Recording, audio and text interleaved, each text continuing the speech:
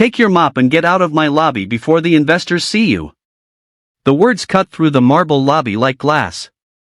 Everyone froze. The young CEO stood in front of the elevators, his $1,000 suit sharp, his jaw tight, his voice loud enough for the security guards, receptionists, and early morning clients to hear. And in front of him stood an old janitor holding a wet mop. The janitor didn't argue. He didn't raise his voice. He only looked down at the water spreading across the floor, then back at the CEO. "Son," the old man said quietly, "you might want to watch how you speak to people in this building." The CEO laughed. "In this building," he said. "I run this building." The old janitor looked at him for a long second. Then he whispered, "No. You only rent the top floor." At 6:12 that morning, downtown Chicago was still waking up. The streets outside the Harrington Tower were slick from overnight rain. Taxis hissed past the curb. Steam rose from manhole covers. Office lights flickered on one floor at a time, like the city itself was opening its eyes. Inside the lobby, 68-year-old Samuel Whitaker was already working. He moved slowly, but not weakly. His gray uniform had his name stitched above the pocket. His shoes were polished but old. His hands were rough, scarred from years of labor, and his back bent slightly when he pushed the heavy cleaning cart across the marble floor. Most people passed him without looking. Some nodded. Some avoided the wet floor signs like they were avoiding him too. But Samuel noticed everyone. He noticed the young woman at reception who always hid tears after phone calls with her mother. He noticed the security guard who brought an extra sandwich but never ate it until midnight. He noticed the interns who came in nervous, carrying cheap coffee and big dreams. And he noticed the new CEO. Ethan Caldwell. 36 years old. Brilliant. Polished. Fast-moving. The kind of man magazines love to call the future of American business. Ethan's company, Caldwell Meridian Group, had moved into the top floor of Harrington Tower only 3 months earlier. They were a tech investment firm, full of glass conference rooms, luxury coffee machines, and young employees who said words like disrupt, scale, and leverage even when they were ordering lunch. Ethan had grown up poor in Ohio, but he didn't talk about it anymore. He had buried that boy under expensive suits, private flights, and a voice that made people feel small when they made mistakes. To Ethan, respect was something people earned by winning. And if someone looked like they had lost, he treated them like a warning sign. That morning was important for him. 3 investors from New York were flying in to discuss a deal that could make his company worth nearly $1 billion. Ethan wanted everything perfect. No fingerprints on the glass. No crooked chairs. No poor first impressions. Especially not in the lobby. When he stepped through the revolving doors at 7:05, he was already angry. His driver had taken the wrong route. His assistant had sent the wrong version of a pitch deck. And there, near the center of the lobby, was Samuel, mopping up rainwater tracked in from outside. Ethan stopped. His eyes narrowed. Samuel had placed yellow caution signs on both sides of the wet area, but Ethan didn't care. He saw the mop. He saw the bucket. He saw the old uniform. And he saw embarrassment. "What is this?" Ethan snapped.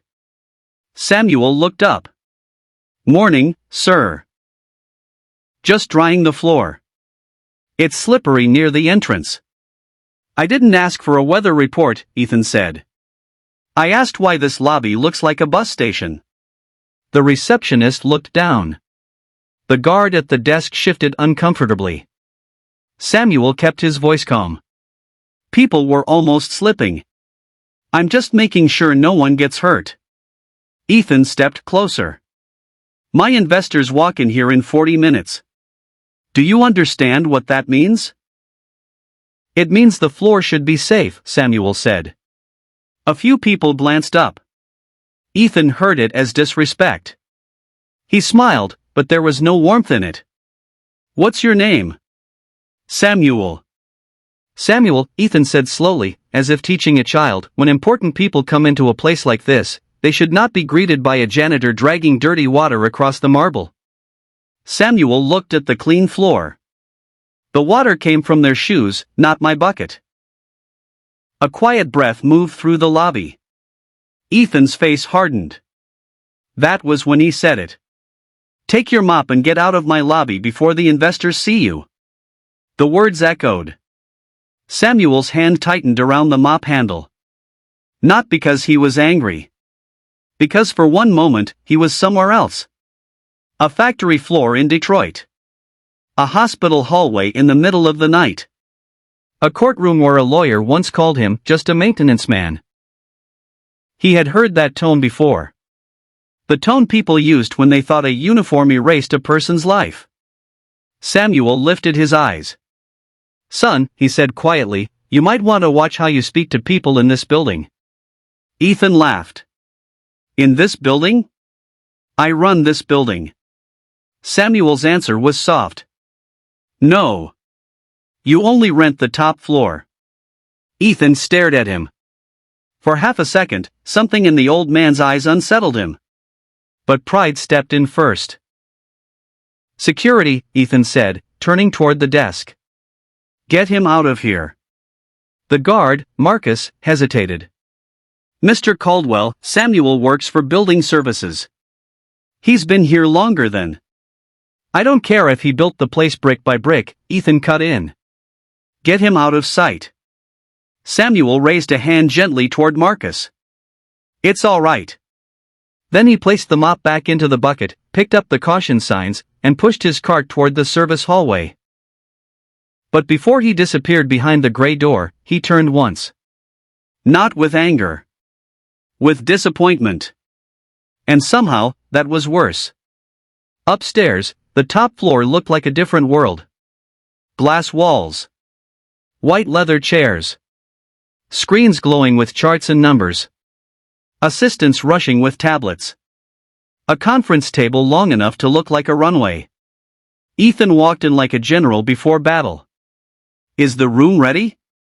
Yes, his assistant Claire said. Coffee is set, contracts are printed, and the investors land in 10 minutes. Good. And tell building management I want a formal complaint filed against that janitor. Claire looked up. Samuel? You know him? Everyone knows Samuel, she said carefully. He helps people around here. He cleans floors, Ethan said. Claire didn't answer. That annoyed him even more. At 8:03, the investors arrived. There was Richard Lane, calm and silver-haired. Tanya Brooks, sharp-eyed and impossible to impress.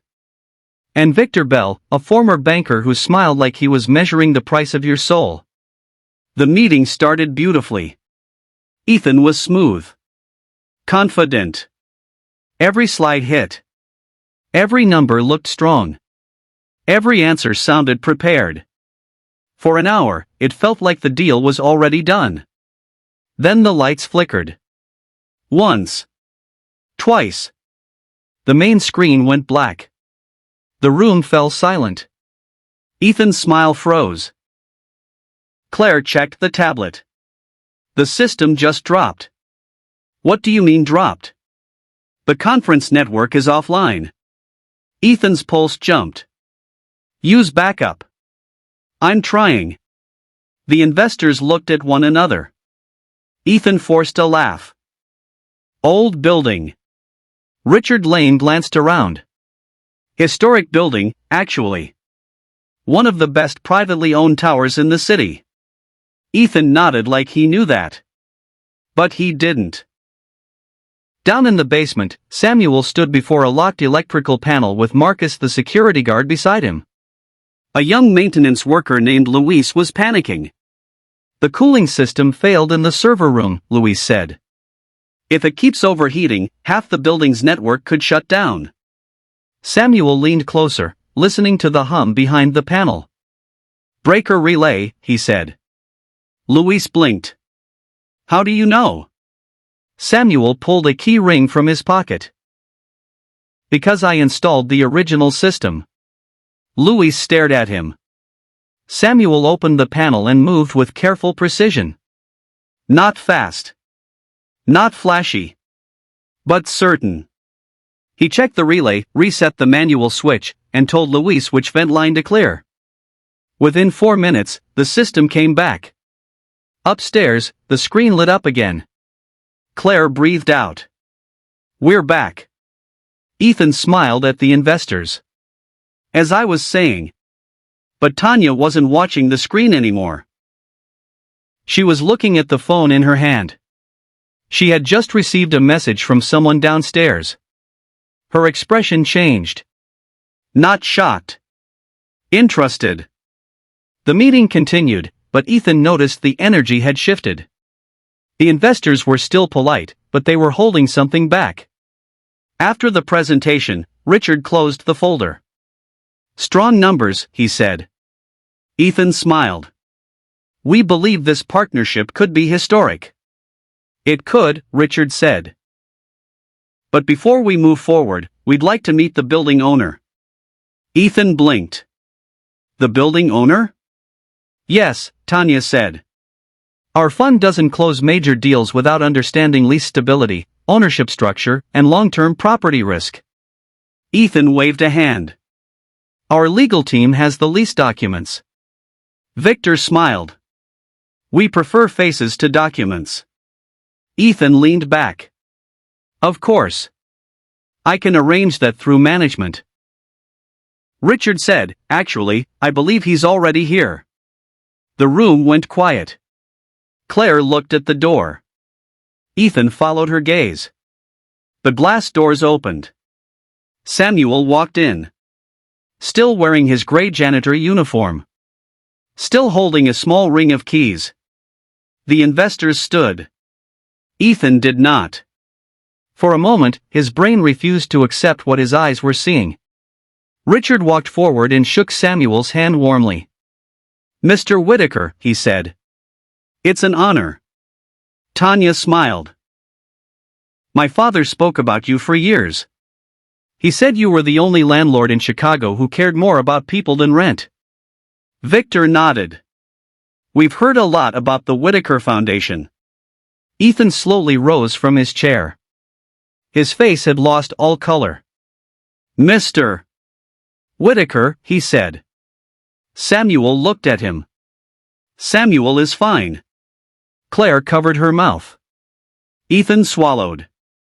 You own Harrington Tower? Samuel placed his keys on the conference table. This building, the parking structure, the 2 restaurants downstairs, and the medical office next door. No one spoke. Samuel looked around the room. His eyes landed on the huge window overlooking Chicago. My wife loved this view, he said softly. When I bought this place, it was half empty and falling apart. Folks said tear it down. Build something modern. But Margaret said buildings are like people. Sometimes they only need someone to believe they're worth repairing. The room softened at her name. Ethan looked at the floor.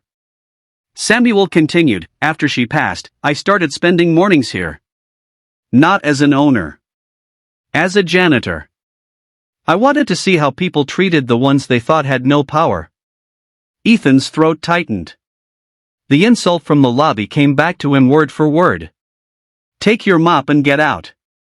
Samuel turned to the investors. You asked about property risk. I'll tell you the truth. Caldwell Meridian has a 5-year lease. They pay on time. They use a lot of space. Their growth is impressive. Ethan almost breathed again. Then Samuel looked directly at him. But I would not call them stable. Ethan's eyes widened. Samuel's voice stayed calm. A company's culture is not measured by what it says in a pitch deck. It is measured by how its leaders treat people who cannot help them. Tanya slowly closed her notebook. Ethan stepped forward. Mr. Whitaker, I apologize if there was a misunderstanding this morning. Samuel's eyes sharpened. There was no misunderstanding. The words landed heavy. Ethan tried again. I was under pressure. The meeting was important. Samuel nodded. Pressure reveals manners. It does not excuse losing them. Nobody moved. Then the midpoint twist came like a second storm. Claire's phone rang. She hesitated, looked at the screen, then looked at Ethan. It's St. Agnes Hospital, she whispered. Ethan stiffened. My mother, he asked. Claire nodded. They've been trying to reach you. For the first time all day, Ethan looked truly afraid.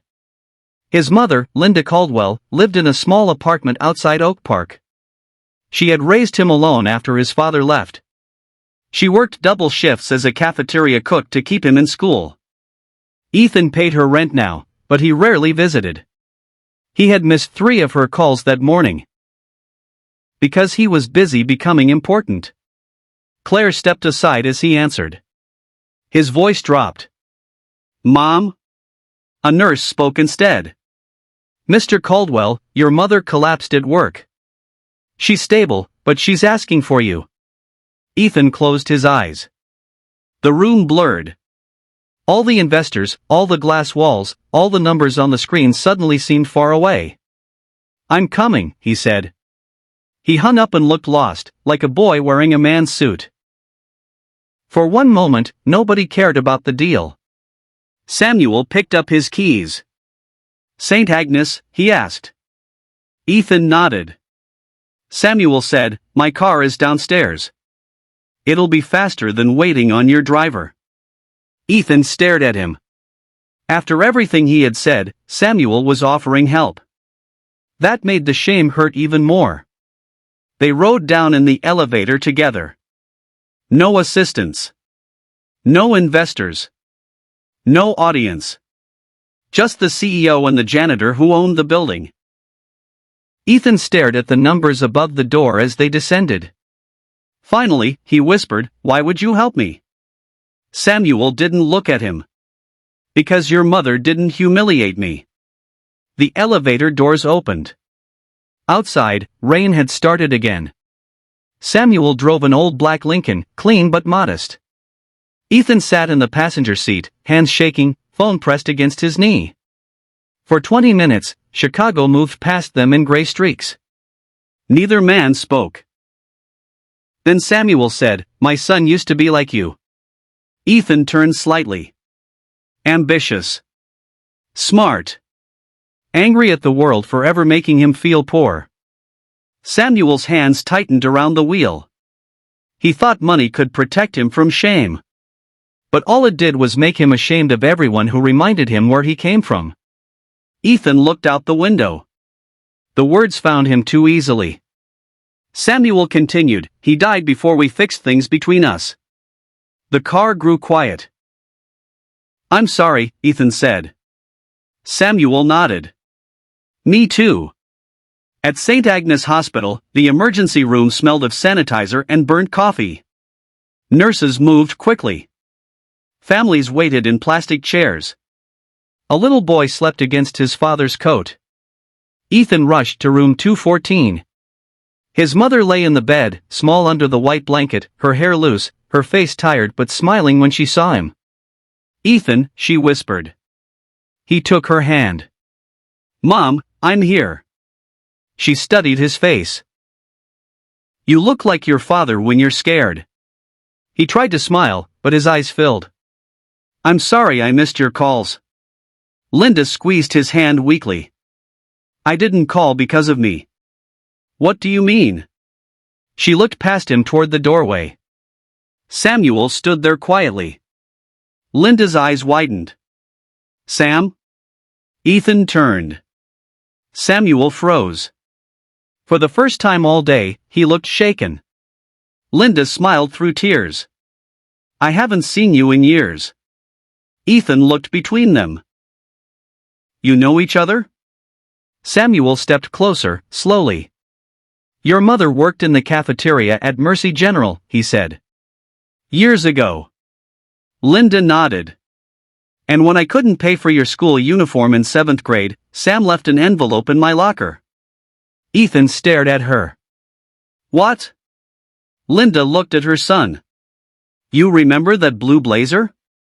The one you needed for the scholarship interview? Ethan remembered. He remembered being ashamed because it had been secondhand. He remembered his mother telling him an anonymous church donor helped. Linda's voice trembled. It was him. Ethan turned to Samuel. His face broke. Samuel looked down.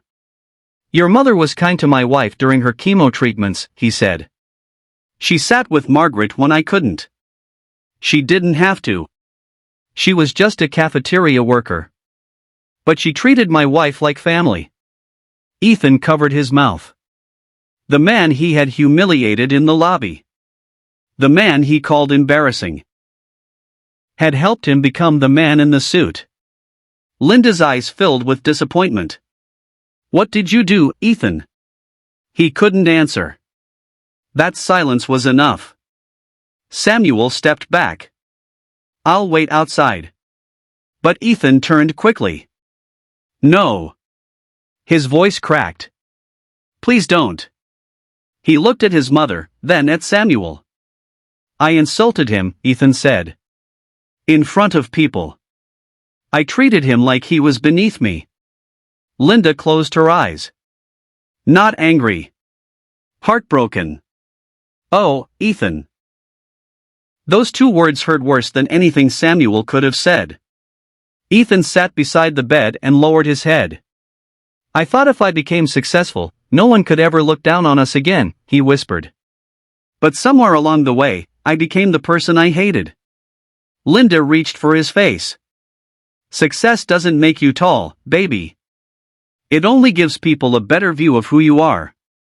The next morning, Ethan returned to Harrington Tower. But he did not enter through the private garage.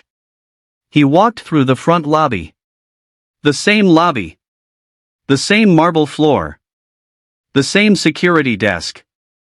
Samuel was there, replacing flowers near the entrance. Everyone noticed Ethan. He stopped in the center of the lobby. Then he did something no one expected. He picked up one of the yellow caution signs and moved it carefully beside a wet spot near the door. Samuel looked at him. Ethan walked over. His voice was quiet, but everyone could hear. Mr. Whitaker, yesterday I humiliated you in this lobby. I spoke to you with arrogance. I judged you by your uniform. And I was wrong. The receptionists froze. Marcus stood still behind the desk. A group of employees stepped out of the elevator and stopped. Ethan swallowed. I also learned that years ago, you helped my mother when she had nowhere else to turn. That means, in a way, you helped me get here. His eyes reddened. And instead of honoring that, I disrespected you. Samuel said nothing. Ethan continued, I can't undo what I said. But I can start by saying this publicly. I'm sorry.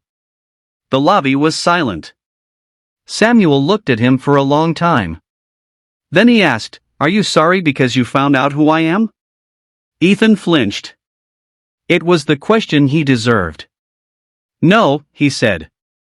I'm ashamed because I found out who I had become. Something in Samuel's face softened. Not forgiveness yet. But the door to it. Later that day, Ethan called an emergency company meeting. No cameras. No press. No performance. Just his employees gathered across the top floor. He stood at the front without slides. I owe many of you an apology, he said. For months, I have confused fear with leadership. I pushed people because I was afraid of losing.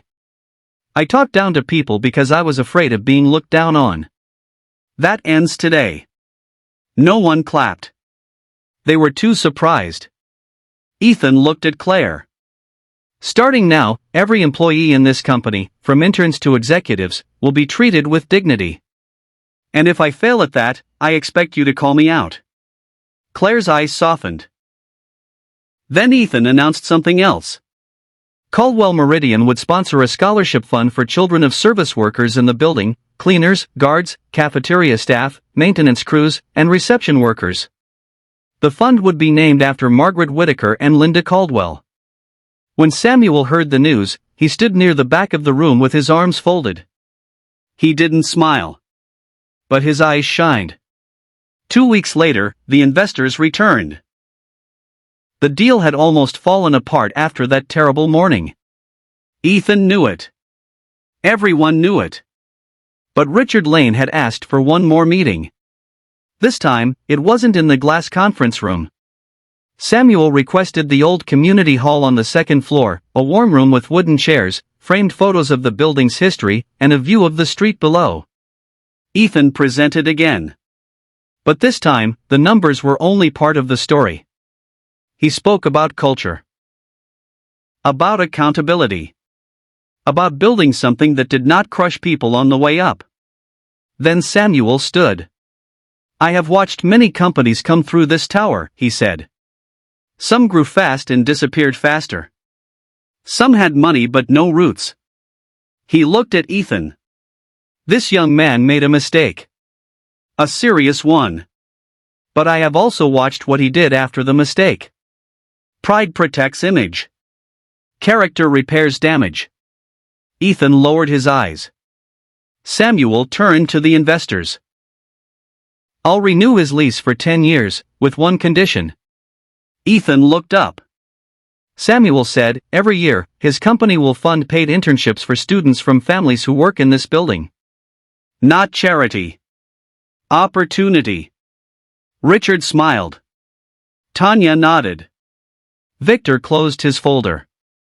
"That," Richard said, "is the kind of stability we like." The deal went through. But the story people remembered was not the billion-dollar valuation. It was what happened 1 month later. In the lobby of Harrington Tower, a small brass plaque was placed beside the elevators. It did not mention Ethan's company. It did not mention investors. It did not mention wealth. It read, "In honor of those whose work is often unseen, but whose dignity holds this building together." Under it were 2 names. Margaret Whittaker. Linda Caldwell. On the morning of the dedication, Linda came in a wheelchair, holding Ethan's hand. Samuel stood beside her, wearing a dark suit for the first time anyone in the building had seen. Ethan stepped forward to speak, but his voice caught. He looked at the cleaners standing near the back. The guards by the wall. The receptionists. The maintenance workers. The interns. The executives. For the first time, he didn't see ranks. He saw people. "I used to think buildings were owned by whoever had the deed," Ethan said. "But I was wrong. Buildings are held up by everyone who shows up before sunrise, everyone who fixes what breaks, everyone who cleans what others leave behind, everyone who keeps going when no one says thank you." He turned to Samuel. "And sometimes, the person you overlook is the very person who opened the door you walk through." Samuel looked down, emotional. The lobby filled with applause. Not loud at first. Then stronger. Marcus wiped his eyes and pretended he wasn't. Claire smiled. Linda squeezed her son's hand. Months later, Ethan still wore expensive suits. He still ran meetings. He still chased big goals. But something in him had changed. Every morning, before taking the elevator to the top floor, he stopped at the front desk. He greeted Marcus by name. He thanked the cleaning staff. He asked the receptionist how her mother was doing. And sometimes, when the rain came down hard and water gathered near the entrance, employees would walk in and see something they never expected from a CEO. Ethan Caldwell, sleeves rolled up, placing a yellow caution sign on the marble floor. Not because he had to. Because he finally understood. A person's worth is not measured by the job they do, the clothes they wear, or the floor they stand on. It is measured by the way they treat others when they think no reward is coming. And in Harrington Tower, the richest man was never the one in the corner office. It was the one who held the keys, and still chose to serve.